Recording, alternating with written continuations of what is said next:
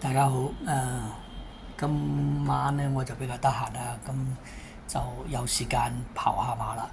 咁另外咧我就話要係季初跑一段時間啦，咁的而且係㗎啦，即係上兩次提供都唔得。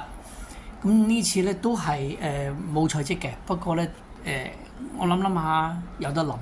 咁點解咧？嗱我主要就係隻第9場嘅4號武林密碼啦。咁隻馬咧就係郭富城㗎啦，佢鬥志必定喺度㗎啦。不過問題隻馬得唔得啊？咁啊方嘉柏咧同佢咧就真係 friend 好 friend，OK？咁啊，我覺得佢會幫佢贏，但係贏唔贏到就成一個問題啊。咁所以咧，但係我就覺得佢咧就以搏馬嘅程度嚟講咧，真係去到100%㗎啦，一定去㗎啦。好啦，咁我就揾呢隻啦。咁但係方嘉柏咧又出另外一隻喎，太易揾下，有成20倍啊！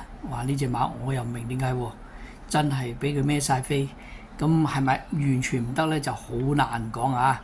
因為佢揾霍雲星係最拿手啊，冷門爆㗎嚇。咁咧不過就排第9檔啊。如果不過武林密碼咧就排咗好啲嘅檔口。咁啊 OK，咁我就會揾雙膽，咁就會射上去嚇。嗱，咁我唔理佢啦嚇。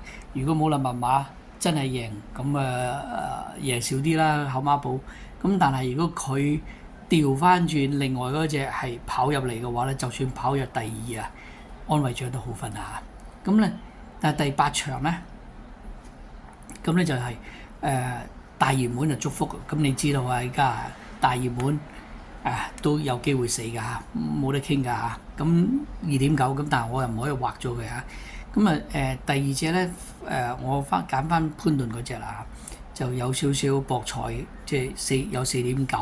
咁臨場會唔會咧咁好分咧？咁啊唔知嚇。隻馬一路都贏，上季贏咗4隻㗎，仲未見底，到底仲有冇得去咧？咁啊冇人知。咁因為問題個賠率好分啦，係咪？加埋有潘頓喺度，咁有乜使乜驚啫？揀2隻，但係我再揀多隻相當冷嘅，但求開心，啱啱贏完 ，OK， 再召多場都唔出奇㗎嚇。所以咧，我就再揀隻冷門。咁如果你咁樣講咧，咁當發夢啦嚇，但求開心贏，再加埋方嘉柏嗰隻3號太易揾，哇！發夢㗎咋，贏到呢口孖寶真係收到笑啊！咁大家搏嘅咋嚇，咁就細細地買。但係咧，其實咧我都係中意武林密碼嘅，唔係話太易揾。我會補10蚊，唔會多。如果我買20蚊、30蚊條飛咧，我就會買武林密碼。咁10蚊雞就3號啊。咁連嗰個邊個都係10蚊雞就算數啦，因為呢啲係搏嘅咋嚇。OK，咁希望呢次可以收到起碼安慰獎啦唔好話好貪啦嚇。OK，咁我再重複啦嚇。咁第8場咧就係揀隻8號睇下先啊，12號、14號。咁尾關咧我就揀2隻嘅3號同4號啦。但係我就話咗俾你聽，我話中意武林密碼嘅嚇。